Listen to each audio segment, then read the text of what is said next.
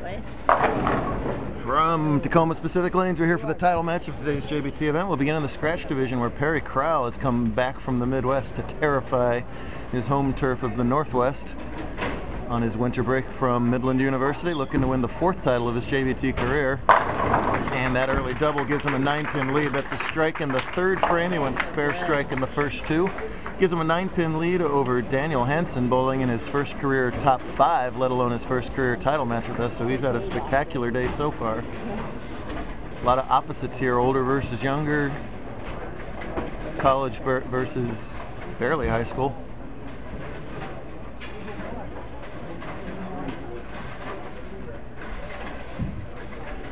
Perry, part of a dominant Midland University team out in Nebraska that includes 3 Northwesterners. Perry, Jordan Plunkett, and Tyler Cruz all went out there to take over the Midwest. Of course, folks over at Robert Morris have something to say about that as well, too. Highly polished style of the current Invitational champ. Moves them all down to the 4th for a 3-bagger and extends his early lead to 19. Career day for Daniel Hanson. He's won 3 matches in the scratch step ladder already. He beat Peyton Stumpf, Aaron Fauché from Arizona, and Anthony Douglas, who was red hot up to that point. Dan, 14 years old, has a chance to become one of our younger scratch division champions. Whoa! Kyle Johnson converting a 4-9 off camera to the left. That's what that was all about. And as he's been doing all day long when he needs the strikes, Daniel's been coming up with them. That's a big double right there to keep him right in the match. He can tie it up if he can strike here in his 5th frame. Some people get really, really obsessed about age being the primary factor, and it just flat out isn't. Any age and any average is one of our slogans. We got 12-year-old Tez, Dan here at 14, a couple other scratch 13-year-olds. Holding their own with the big boys and girls, and that's the way they want it too, by the way. It's not us forcing this on them. They want to be tested against the toughest competition we can throw at them. And trips out the 4 and does tie up the match. If we were to do a formal poll, it would be nearly unanimous. We want to bowl against anybody who can throw at us. One of our more popular tournaments is our Tournament of Champions, when we throw literal PBA stars at them, and they love that. When you get to play Michael Haugen in the semifinals of a JBT, that's a treat for them right there. And Michael, by the way, can't win our Tournament of Champions, because we're the tougher Tournament of Champions. So we prove year in and year out.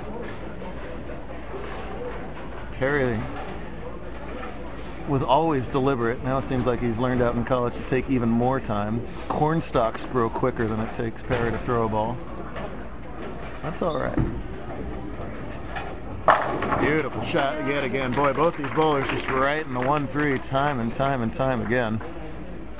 In all seriousness, to have a good pre-shot routine like that is really a key, and it's something that you really see the difference even between our scratch and handicap levels.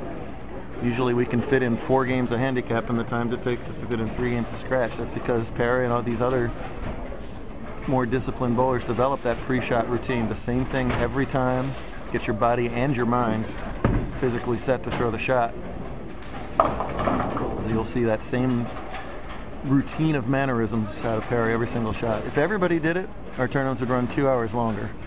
But it's a good tip for the youngsters watching these videos. Develop that pre-shot routine. Re-extend out to 20. You betcha, wow. Dead flush, as we call it there. Those are just no doubter strikes. See if Johnson can do it again. Oh, he almost made another big split. Dan's family, the owners, co-owners of Tower down the street a piece here in Tacoma. A lot of bowling centers in Tacoma. Tower hosted our overnight tournament, one of our more fun tournaments of the year, and Hanson right back. And this is a spot where a younger guy could just cave in and say, oh geez, Perry hasn't missed the pocket, I abandoned ship, 2nd place is great, but Hanson will have none of that as he is hanging right in there. They've had to move pairs in the middle of the step ladders. They have a lead coming in behind us, so we had to bump as far right as we could. That didn't slow him down one bit. Impressive stuff. It's Kyle Johnson and Alan Van Cleve in the handicap semifinals. To our left, the camera here, the winner will take on Robert Altieri. To tie it up. We are tied again. Wow. The last time we saw Perry Crowell in a title match, it was a difficult lane condition that turned into a score fest in the title match, and that was last year's Pac Northwest Invitational, where the shot was pretty darn brutal all day long, and him and Cameron Weir put on a clinic in the title match. Today, not a very high scoring pace either.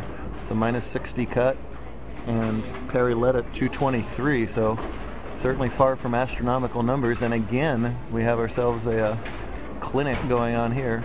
Both bowlers could end up with 11 strikes. If that happens, Perry wins because his non-strike was in the first while Hanson's was in the second. So potential 290 to 280 game. Alan almost cleans the gutters out for us. He's giving 25 pins in this match, and he's already up by more than those 25, so he's in good shape right now. Every shot big over here in the scratch. No, and the first crack in the armor there. Perry's body language tells the story how he felt about that shot. Just cut it a little bit short, and if that happened, you were going to come up high. Bowled on the Kegel middle road pattern, and that pretty much sums up the story of how it plays. Not the hardest pattern, not the easiest pattern. A little bit of room to miss left and right, but not a lot of room.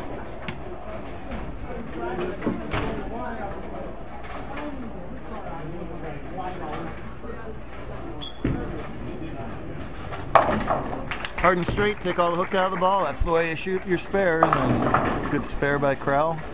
As in theoretically trailing by 2 because of the count there. What an opportunity for Daniel Hanson coming up in his next shot. He's outwardly appears to be calmly sitting there, but heart's got to be racing just a little bit. Beating Perry for a title in your first title match is sort of the JBT equivalent of playing Walter Ray or Pete, or name your favorite top PBA star.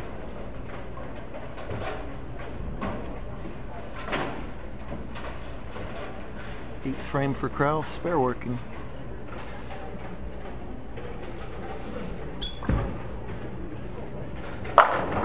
You betcha. Alright, so back in the pocket for him. That ninth frame is going to be key for him no matter what Hanson does here. He's got to decide, like you always have to do in step ladders, whether that was the lanes changing on him on the right-hand lane or whether he just didn't execute as well as he wanted to. We got one chance to make that best educated guess. And Hanson can really put him in a big hole here if he can find a way to strike again. But picture perfect strike after strike from an untested bowler. I am obviously really impressed here. He is keeping those shoulders steady, timing flawless, everything. This looks great.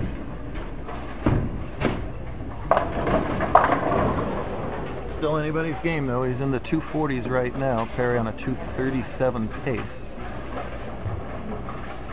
Hanson can obviously max out for 280. Well, the best Crowell can do is 267. 9th and 10th will tell the story. Whoops. Pulled up out of that one. Oh, man. And